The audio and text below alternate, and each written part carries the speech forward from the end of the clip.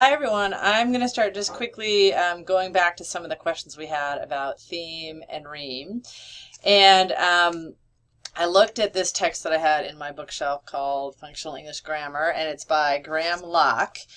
And I really like how clear he is on this issue of marked and unmarked. So basically the way he explains it is so an unmarked theme would be when the subject is in the theme position, right? So I went to the park, I am the subject, so that is not marked. The park is green this time of year, the park is the subject, it's in theme position, so that's not marked.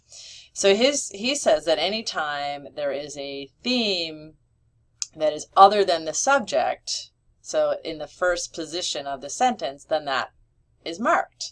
So that's why in the LIP, when you have the time, like in 1907, that is a marked theme because that is not the subject.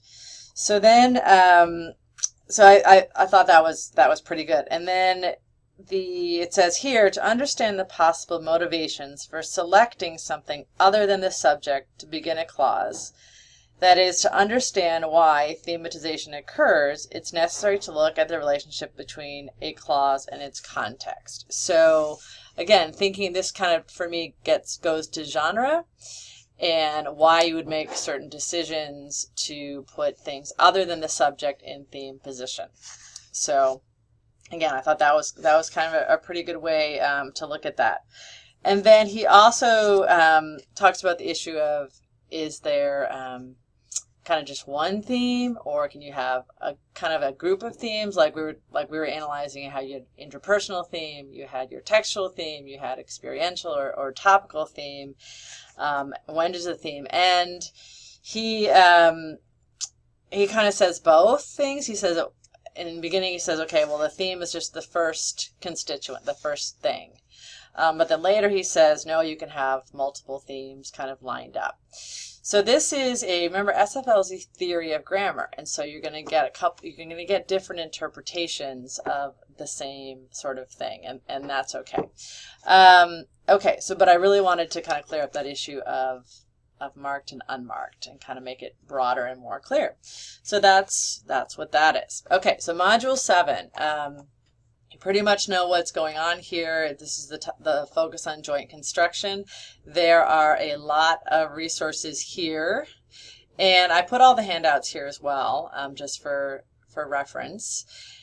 And I mentioned this video and kind of how that went with it as well. And this was we did some work with that script in class. Pay attention to the deadlines this week. They're just the same pattern as before. Here's the details on the joint construction, where the designer is going to create a script. And again, the script can be 1 or 2 pages. It doesn't have to cover a whole entire text. Then here's the feedback that I mentioned on your Teaching Learning Cycle wiki so far. So that's all here. And then I also did I made a key for the quiz about kind of how I analyze the clause structure. Again, it's not perfect, and you can debate and disagree, but it's here nonetheless. You can look at it. I also in there put some examples of the nominalization you did. It was amazing. No one did the same thing. So I kind of put some highlights in. So please have a look at this. And also, a lot of you had the same question about, when we nominalize a text, are we going for an increase in density? So I answered that here. So check out that there. I think that's everything. And I look forward to seeing what you're doing with joint construction. And as always, let me know if you have any questions. Thanks.